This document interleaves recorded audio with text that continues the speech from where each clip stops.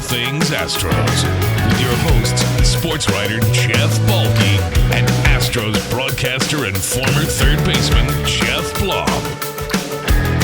Now, here's Balke and Blummer. What is up, Astros fans? We back, and welcome to episode 50 of the Believe in Astros podcast on Believe Podcasting Network. 50!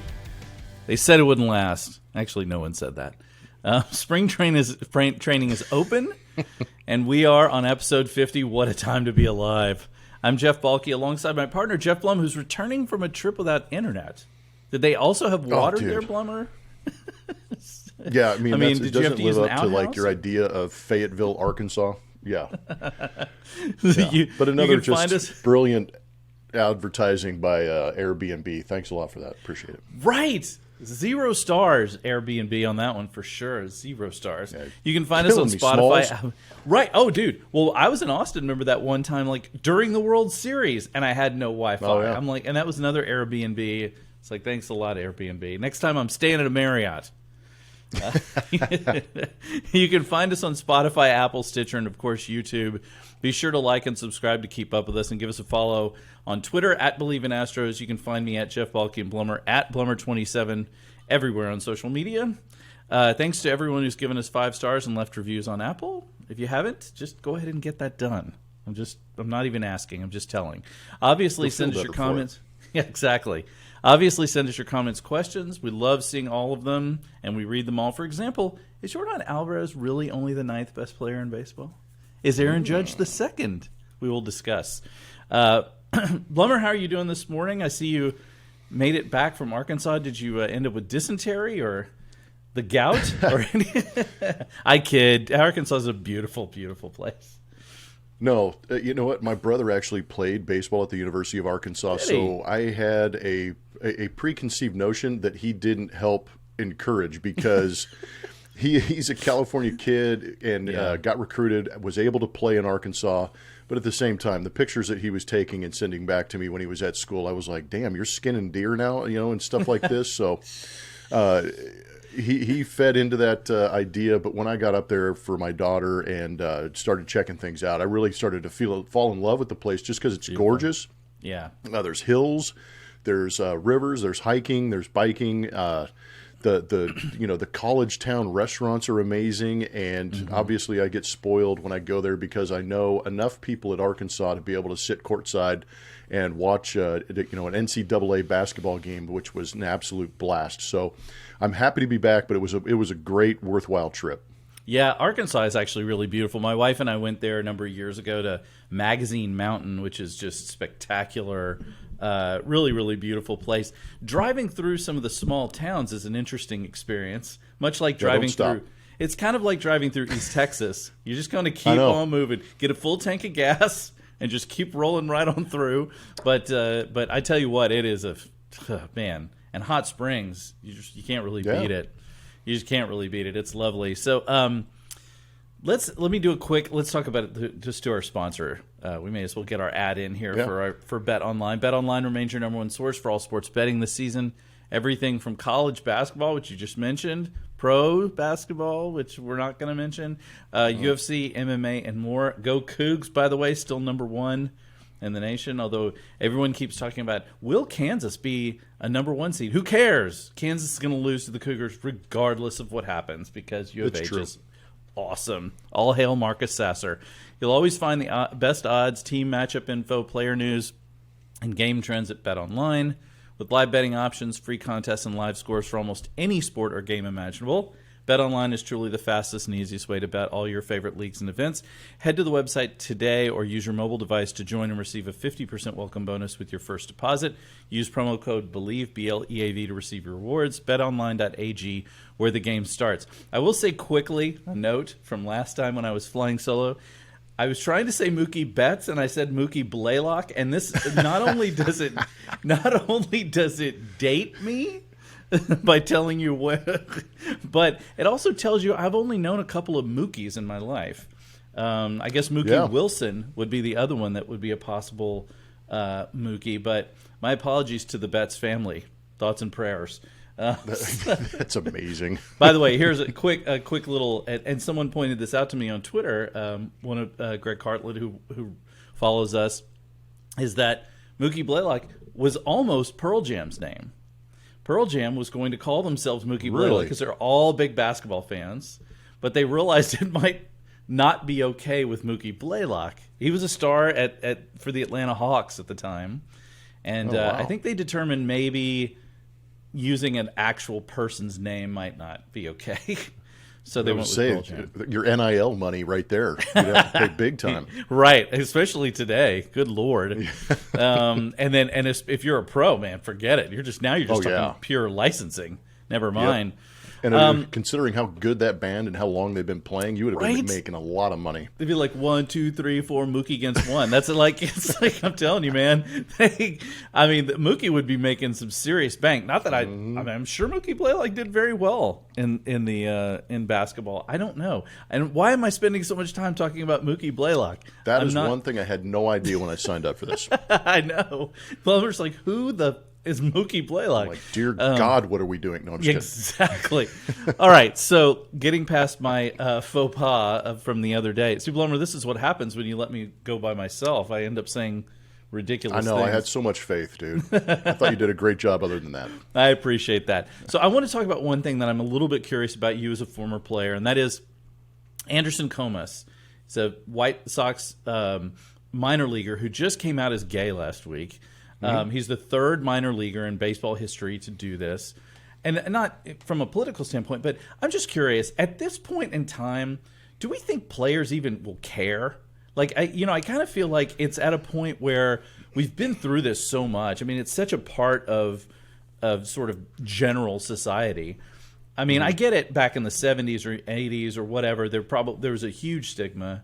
And there still is to some degree, but I mean, there are gay people in the military. They're, in every walk of life. We all know gay people. We all have friends and relatives. I just kind of wonder at this point, would it even be a big deal if a major leaguer came out? Well, just real quickly, I just hope we get to the point where we can stop being so divisive and just include. I mean, everybody's got their issues, everybody's got their personalities, everybody's got their things that they do, and eventually we're going to get to the point where we're just like, okay, we're all messed up, we're all going to love each other, and let's move on together. And that's kind of the idea in the clubhouse for me.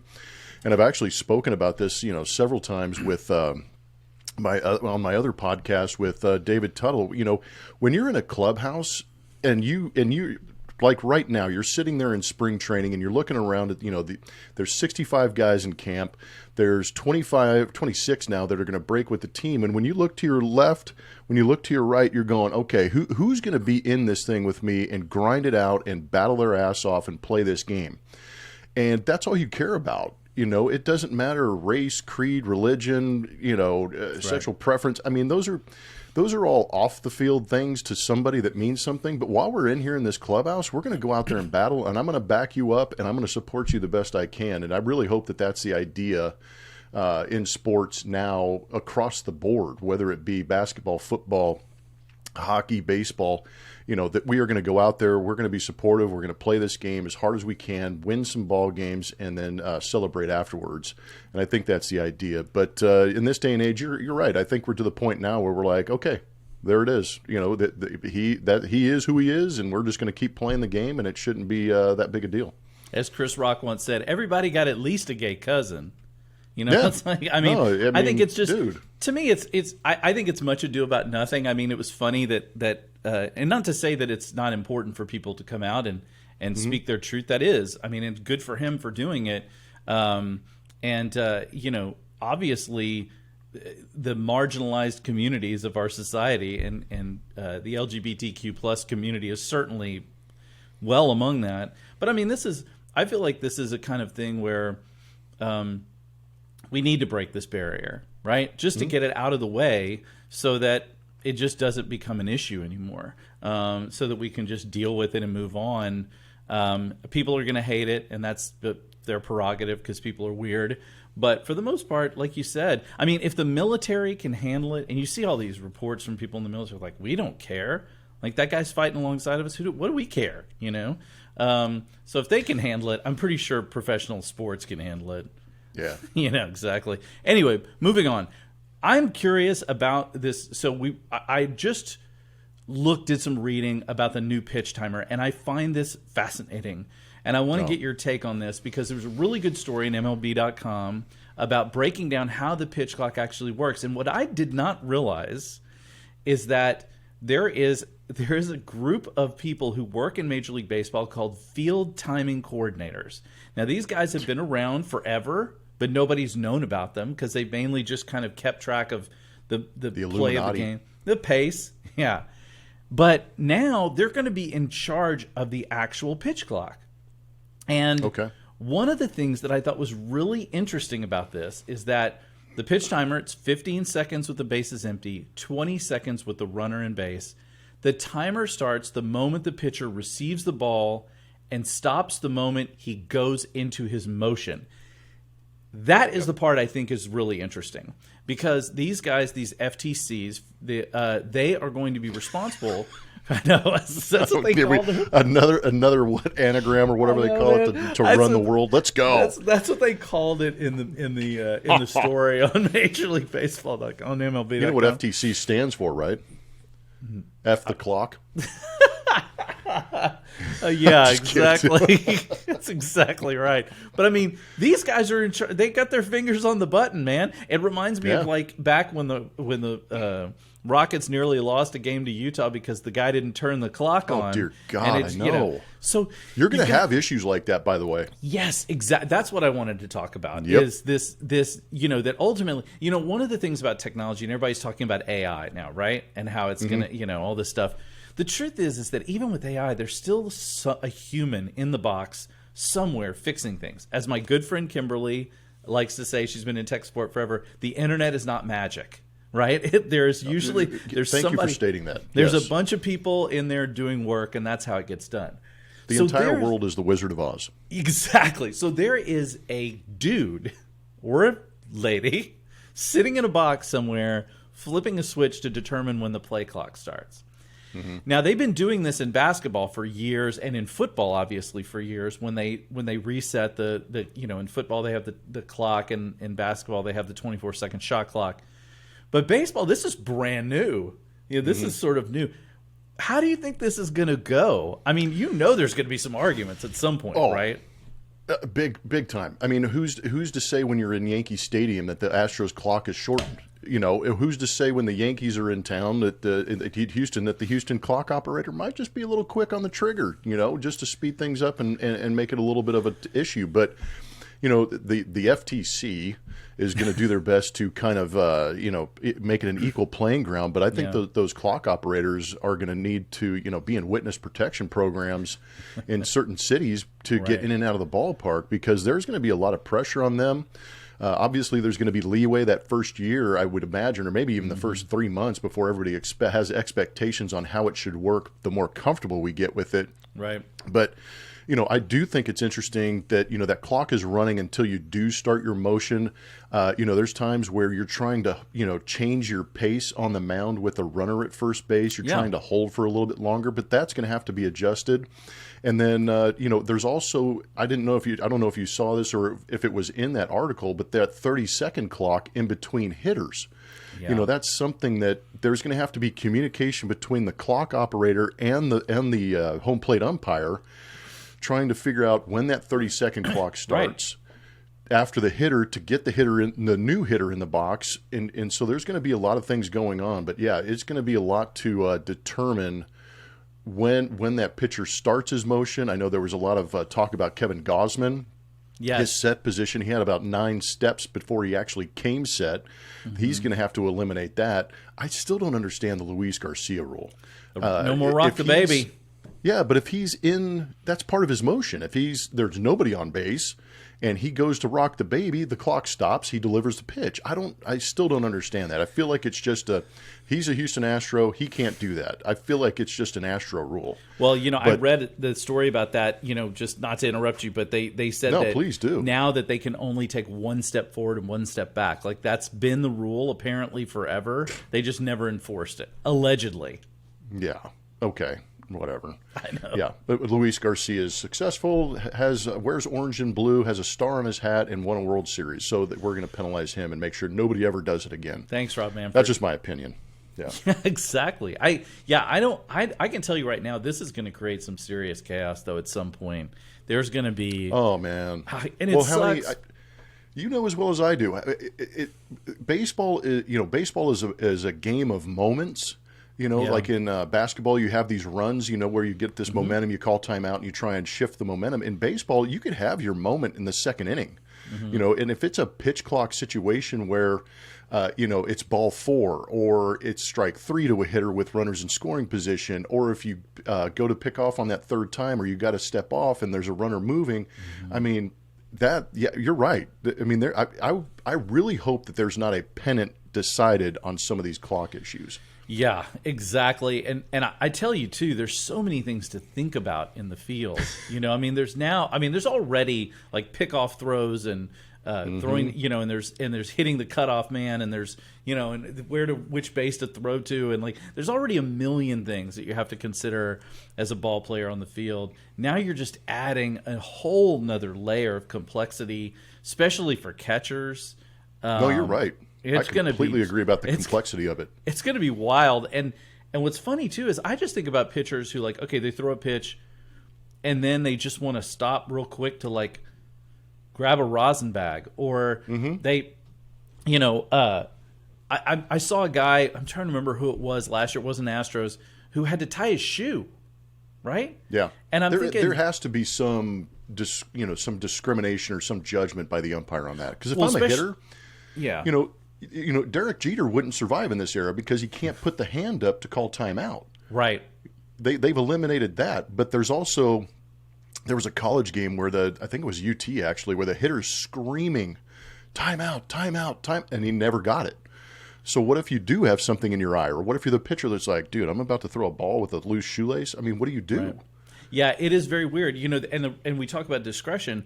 One of my favorite things in baseball, and one of the things I think sort of just goes back to the more sort of genteel nature of the sport, is when a catcher takes a ball, gets hit, or when a hitter gets hit, and there's like a little moment where they're trying to sort of catch their breath, and the umpire will just walk out and dust off home plate. Yeah, like just as a professional courtesy. Yeah, exactly. He'll just be like, all right, let me give this guy a second to like get his stuff together.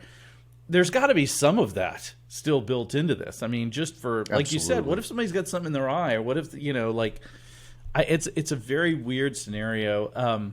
And one other thing about this thing too is about not just the pitch clock, but the timing of all this. Obviously, guys can't throw over to first anymore.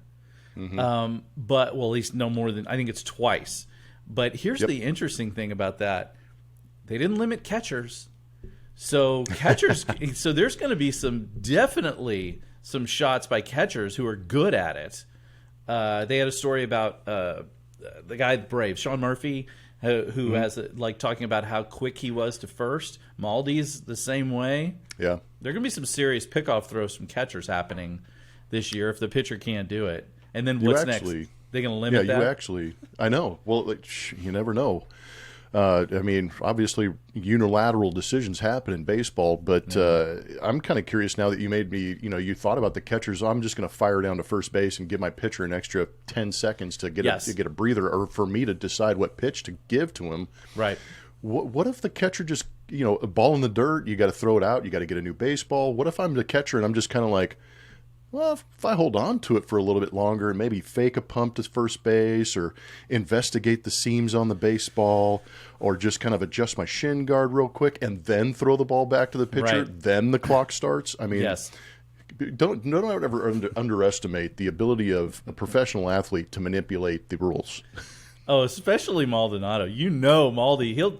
He might do it. He might veteran. Oh yeah, he might be back there he might just be dance for a second. Be like that might be like his new move or something. It's like checking his nails to make sure the color looks good on him. Whatever it is. Yeah, I think you're right. I think there's going to be a lot of that. I also think it is going to be a big deal. I mean, if you're a catcher who's new, or to the ball club. Could you imagine being a rookie in this situation? Yeah. At least with the rookies, they've dealt with the pitch clock already. So for them, they're kind of used to it. But just to deal with the being in the major league level, and the Astros are likely going to have a backup catcher that's a rookie. You're right. So those guys are just going to have it drilled into them. It's going to be like finals week for them for sure. So I think it'll be fun to watch in the preseason. I hope it doesn't mess things up, when we're off and running into real games. I'm going to be fascinated by it. Yeah, if you're watching a couple of games on TV and I go dark, it's probably because I'm trying to watch clocks, watch players, watch mannerisms, and just see what's going on. Yeah, I think it'll be good during spring training to kind of watch that, to see because I'm also curious where they're going to put the pitch clock. Like, isn't it? Does it go right behind the catcher? Like, how does it going to work? Yeah, so I don't know how it is in spring training, obviously, because I haven't been there, but I will figure that out when I get down there and we can talk about it more. But I know that initially the emails that I've gotten from MLB and some of the video explanations that I've seen is there's supposed to be a clock on each side of the batter's eyes. So that if you're a right-handed hitter, it's easy to see. If you're a left-handed hitter, it's easy to see. And I think it also has something to do with the pitcher and the way they come set, so the umpire can see kind of through the pitcher to the clock and be able to identify if if the clock is at zero, if they need to penalize the pitcher. But behind home plate, there's also supposed to be one behind the right, just off the right-handed hitter's box and the left-handed hitter's box, so that there's there's a clear line of sight for whoever's from center field can see that clock. And I don't know if you know this either, but there's going to be a little bit of a buzzer or some kind of indicator on the umpire that will indicate to him when that clock is expired, that he can throw his hands up so he doesn't necessarily have to watch the clock himself. Wow. That's going to shock some people early on. They're going to be sitting there and just doing their I wouldn't thing. mind if it was a shot caller. They're going to get they're going to get buzzed and be like, what the hell was that? There's going to be definitely some jumpy. I can see it for sure. That is, just more things to look at. My goodness. Yeah, there's going to be a lot. In the NBA, when you have to see that, there are multiple times in any game that doesn't involve Chris Paul at point guard where guys don't know what the shot clock is, right? Where guys are just like, the clock is ticking out and somebody's yelling, shot clock, and they're like throwing balls up from, and it happens in the NFL. You see it all the time. I know. Where all of a sudden guys come out of the huddle and they're like, we got 3 seconds left to snap the ball, and they're like, timeout, Yep. So it's going to happen in baseball too. Yeah. Well, I'm curious too because I went and watched Razorback baseball this past week. I saw they that. had the clock, and it was kind of interesting to see the clock and anticipate the pitch. That was kind of cool. You knew that there was potentially something to happen, so you weren't caught looking at your phone or looking at or talking to a friend, and all of a sudden, there was a pitch. What was it? You knew when that pitch was coming. The other thing is going to a college basketball game or an NBA game. How many times have you seen the shot clock in the arena get down to 5 seconds, and you hear the fans? Yes. 5, Yes. 4, 3. Yes. Is that going to happen before a pitch is Yes. thrown? That'll be fascinating too, because fans will get used to it and start to anticipate it. Well, and baseball fans too are particularly unique in things like that. Like there are the traditions that fans take on, like the Chaz Chop or whatever it is. Yep. People they really get into that. So I could see certain ballparks, particularly really obnoxious ballparks, cough Boston. No. Really becoming a real pain in the butt about like shouting On the visiting out. pitcher, right? If the visiting pitcher gets down to that exactly. 5, 4, 3, I'm 5, 4. Added pressure. Or even worse, starting the 5-4-3 at like 10 seconds, just to be, you know what I mean? Yeah, the mind games. I'm telling you, it's gonna be a real interesting. It's gonna be fascinating. I'm really fascinated to watch. This might be one of the most interesting spring trainings we've seen in a while. I hope a lot of people are watching because it's gonna really. I think it's really gonna translate a lot. Yeah. So I wanted to get your take on who are some Astros that are going to be worth watching in spring training. I mean, there's some interesting storylines already. I mean, Mauricio Dubon gained 20 pounds by nearly eating himself to death, apparently. Damn, 5,000 dude, calories a day, bro. What were you just Damn. And it's not 5,000. I have people I could just eat 4 brownies. That's not what he's eating. He's eating 5,000 calories worth of chicken breast or whatever. Yeah, it's a strategic move. Yeah, it's just nuts. And then Maldi dropped 17 pounds, which, he was trying to get thinner. We have Forrest Whitley trying to make another comeback. McCullers with the quote-unquote minor injury, which, who knows what that's going to be. Hunter Brown in year 2. I mean, who are the guys you're watching in spring training this year? Oh man, it's crazy how I've always been in the past been a veteran guy, just going, let's see the adjustments Altuve makes. Let's see the adjustments that Bregman makes. Oh, I can't wait to watch Michael Brantley, work without the shift, or Kyle Tucker in these things. So those are kind of the obvious storylines, but I think you're kind of hitting it in that sweet spot with the pitching rotation because you and I both know, we sat on this podcast and I'm like, the Astros rotation will survive without Justin Verlander because of Lance McCullers. And who's to say that Lance won't give us 25 starts? Maybe he bounces back relatively quickly. I'm not sure of the situation yet, but it was a little discouraging for me just because he was one of those keys when Verlander left that I was like, dude, don't sweat it. We got Lance McCullers Jr. for a full season. This is great. And now you don't know when he's going to be able to get in, hopefully sooner than later, but it does open up the opportunity for a guy like Hunter Brown, who may have been 10th on that Rookie of the Year list. I saw one the other day that has him as that 4th best opportunity to win Rookie of the Year. Yep. And instead of forcing him into a 6-man rotation where there's a possibility, he's going to, I believe, if he pitches the way he can, he will be that 5th guy in the rotation. I think so too. So that will be a lot of fun to watch and see how they manage his season.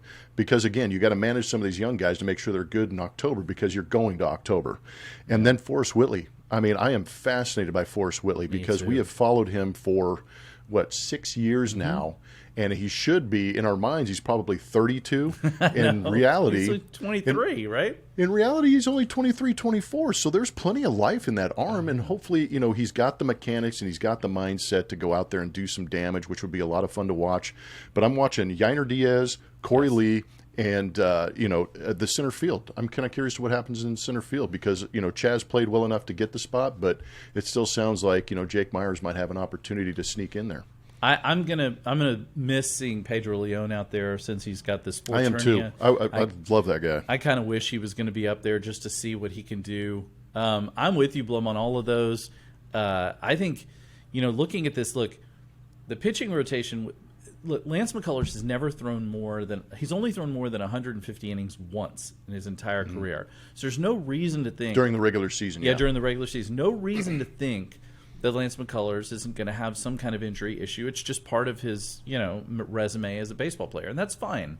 The main key for him is if he's healthy going into the postseason. If he's healthy for the second half of the year, the last third of the year, and he's healthy going to the postseason, you can get away with, because the team's depth is so good at so I'm not concerned about resting him. Kind of like Yordan has this sore hand right now. Like, just rest Yordan. It's not going to matter. He'll be fine. He played through a sore hand last year. By the way, hottest stretch of the season, basically, with a sore hand. So look at, maybe keep that thing sore. I don't know. But it made his swing decisions even better than they already were. I know. So, so it's like, so I think that, it's that for me, I'm going to, I'm definitely going to be watching the catching position battle probably more than anything. It feels like to me the backup catcher is Yainer's to lose just because he seems to be ahead of Corey Lee pretty significantly at the plate. And that's the one that I'm going to watch because Corey Lee, look, if he can hit, he's clearly the better defensive catcher. And Yainer's a guy they want to maybe even move around. Also, Michael Brantley might play some first base. Apparently, they I saw the video of him taking ground balls over there. I know some of that is just training camp nonsense, where they put guys in different spots just to see what happens, see what kind of a forces disaster. Chandler Rome and Brian McTaggart to take an extra picture. Exactly. Like they were taking, everyone was lined up for Luis Garcia's first bullpen session, just to see his pitch. Like there was, I saw a picture and there were just dudes lined up all the way around watching to see his pitching motion. It's like because he can't rock the baby anymore. It's like, right. I'm sure Luis Garcia will be fine. He didn't rock the baby. He's done that for his whole career anyway. I read a story where he said, that he used to just go into the regular, windup. It wasn't a big deal. I think he'll be fine. But I think there's going to be some good stuff in spring training. And speaking of Alvarez, so MLB came out with its top 100 players, which is fun. And they did they listed their top 10 yesterday. And I'm going through this and so I'm just going to run them down from 10 to 1. Yep. And then we can kind of talk about them. 10, Freddie Freeman. 9, Yordan Alvarez. That's the one I really want to talk about. Number 8, Jose Ramirez. 7, Paul Goldschmidt, which, by the way, I think that's kind of low as well. Paul Goldschmidt maybe needs to be a little higher than 7. 6, Nolan Arenado. 5, Manny Machado. 4, Mookie Betts. 3, Mike Trout. 2, Aaron Judge. And 1, Shohei Ohtani. Now, I think the number 1 is, I don't think anybody can really argue with Shohei Ohtani being number 1. How can you, man? I mean, great hitter and a great pitcher. Just a total unicorn. Some of these I don't have a real problem with, but first of all, let's just Aaron Judge at number 2.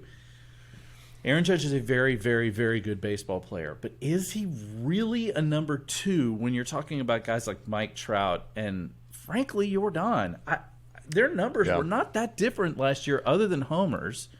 Well, you put Yordan in Yankee Stadium, who knows what he does? Right, bingo. Right, so I don't want to be. Who cares, right? It's just a stupid top 100. Well, it's list. A popularity contest too. I mean, there's a little bit of that involved. Honestly, the one that got Yordan and Paul Goldschmidt, I feel like both need to be way higher on that list. Paul Goldschmidt, don't sleep on that guy. I mean, dude, he's been one of my favorites. I was with him in Arizona when he was a rookie, and he was a guy that you looked at him, and you went, "Oh my gosh, this guy is going to kill the league," and he's still doing it, but. He's so well-rounded, and he's so well-respected, and he's so smart, so good. But I'm with you. Goldschmidt could have been a little bit higher for me. I'm glad that they put Jose Ramirez on there because I'm a huge fan of him. Switch hitting and doing what he does on a team where the expectation is that he has to carry that team, and he does. Yeah, it is amazing. And Nolan to me. Arenado too, same thing. Dude, like, I thought that's a sleeper pick right there. That I don't think a lot of people know. Those are the best corner guys in the league. Yes. Arenado and Goldschmidt easily. Yes. Yeah. And so, I think it's a fascinating list. Like I said, I don't really care. Who cares? I just think Yordan. I think what happened to him is he suffered because he DHs. He still has that DH label. Yeah. Yeah. And so I think it's the defense that suffers. And Judge is a good defensive center fielder. But I just wonder about Judge being at number 2.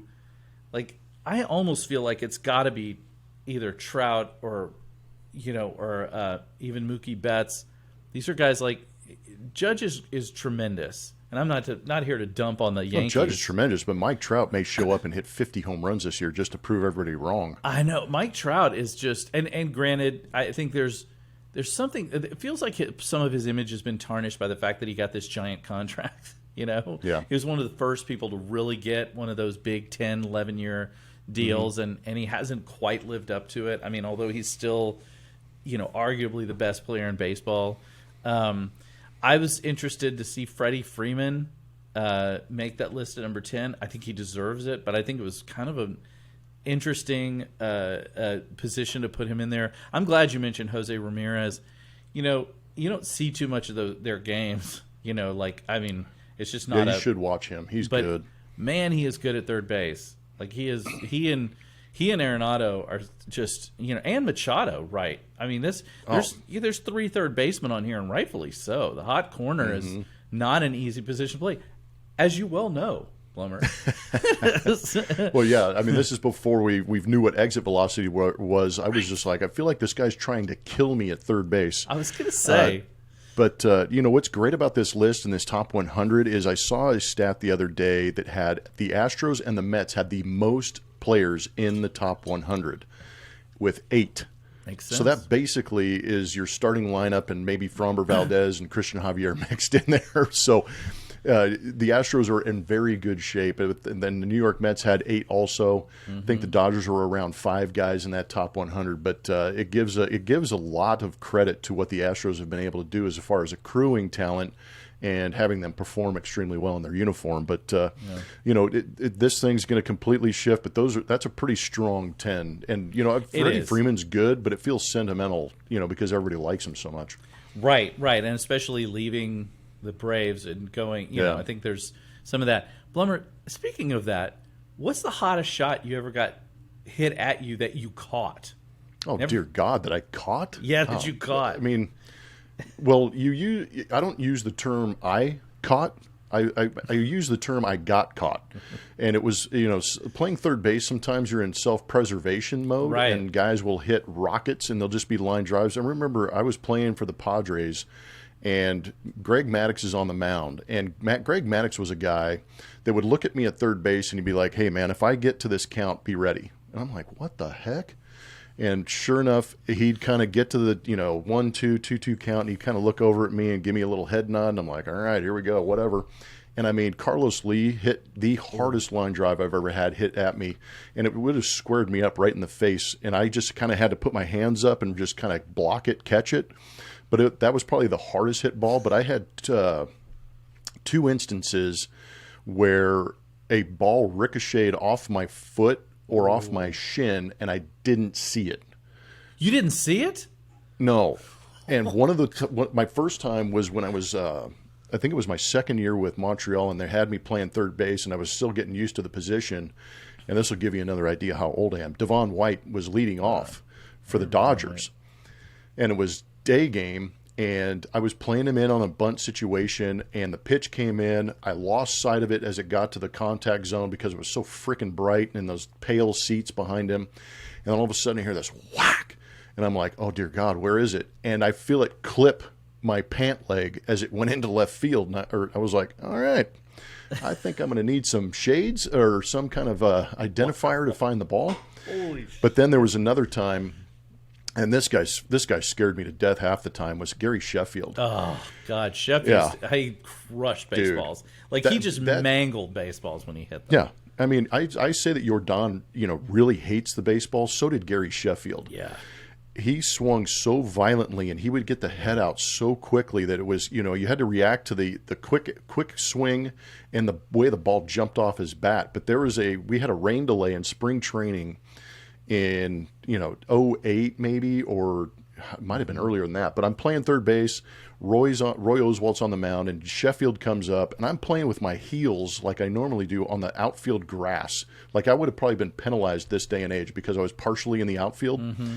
And he proceeds to throw this fastball. Gary Sheffield gets the head out on it, and I think I'm going down to prepare for this ground ball, and it skips off the grass, and it hit my right hip as it shot into left field. I'm like, dear God, I couldn't even get I saw that one, but I didn't have the time to get my glove to it, and that's where I was like, oh dear God, I need to get a little bit ready, a little bit quicker against this guy. Man, that is that's got to be terrifying.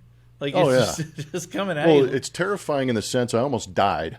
And then the second thing is my entire third base dugout's going, oh my God, Blummer, you suck. What are you doing?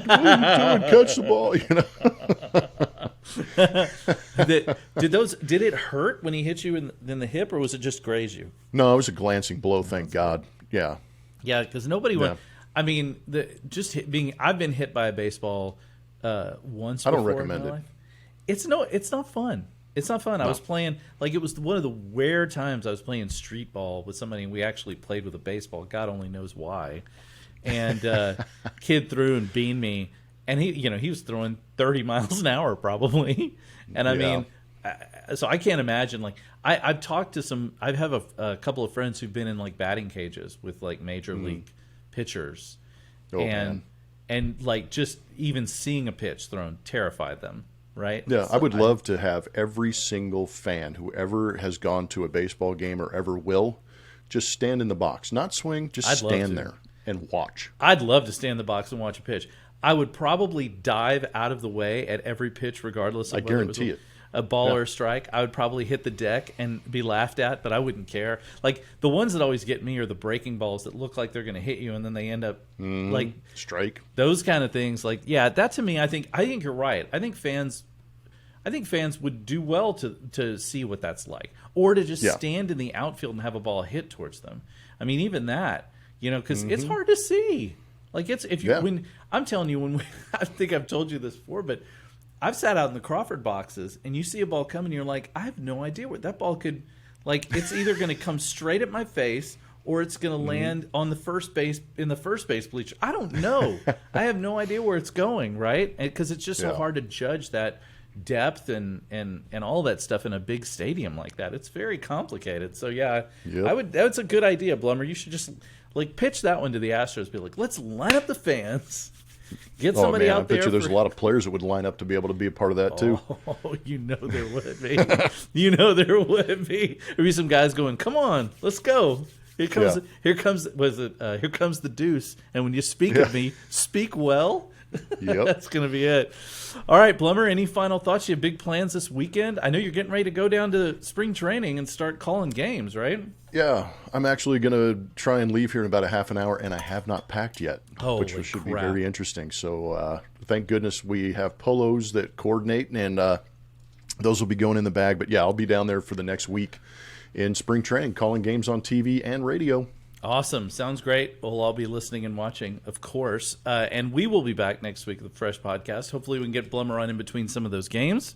Yep. And brought to you by Bet Online. Again, a huge thanks to all the listeners and everybody who's watching and listening to this podcast. Watching, I'm sorry if you're watching, because sometimes it's 8 o'clock in the morning and I just woke up, and and I'm not at my finest, most suave peak. Exactly. But thanks to everybody who's watching and watching and listening. Keep liking and subscribing. Keep leaving us those comments. Keep it coming. Spring training is on us, and it's a very exciting time to be an Astros fan and to be a baseball fan in general. So have a great weekend, everybody. Go Astros.